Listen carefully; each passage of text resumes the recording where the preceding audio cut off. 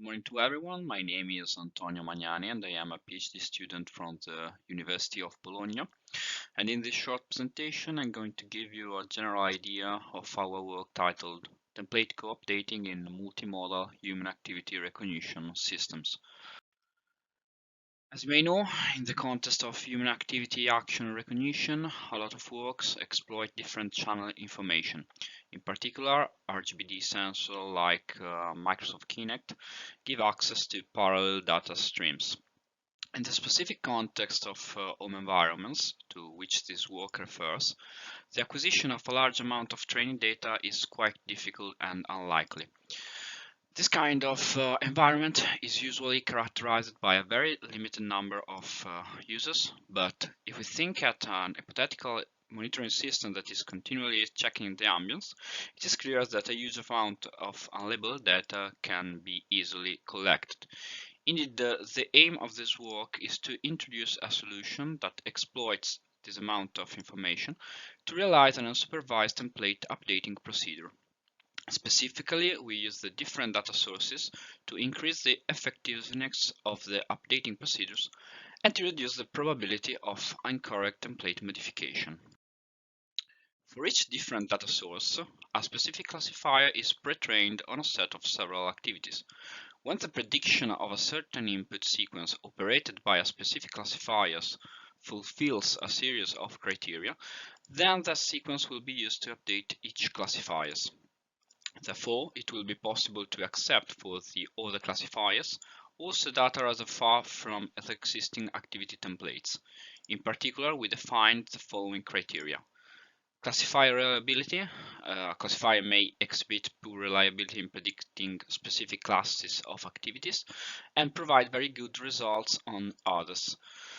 This is a critical aspect in our context to avoid the corruption of all the classifiers templates. We define the reliability by means of an activity-specific weight that is based on the classifier initial precision. The degree of certainty of a prediction is defined through a metric based on the ratio between the two highest probability estimates offered by a classifier.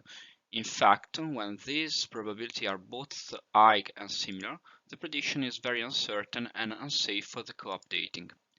The sequence acceptance rules define when accept or reject predictions for a specific sequence.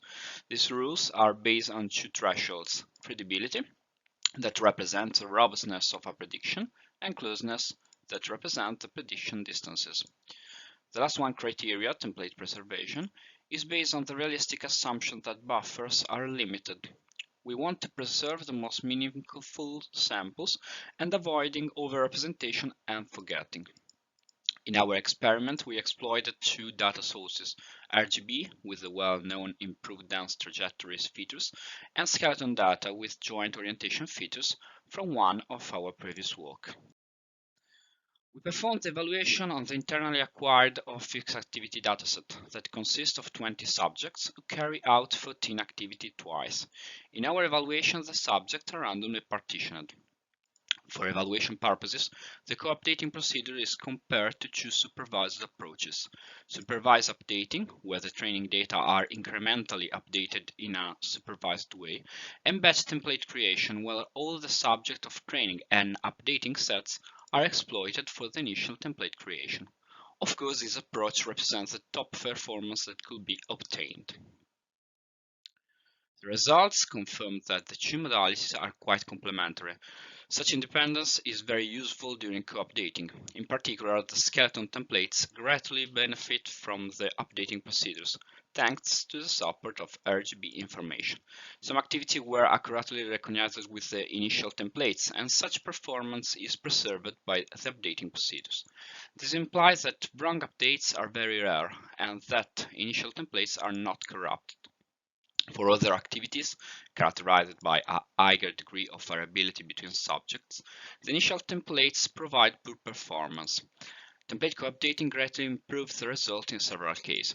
In the end, we can say that exploiting different data modalities allows to greatly improve the initial performance. In future works, we will focus on a strategy for discovering new activity clustering and including them in the set of known behaviors. Thank you for your attention. Please refer to the conference proceeding to the poster or feel free to contact us for more detailed information about this proposal.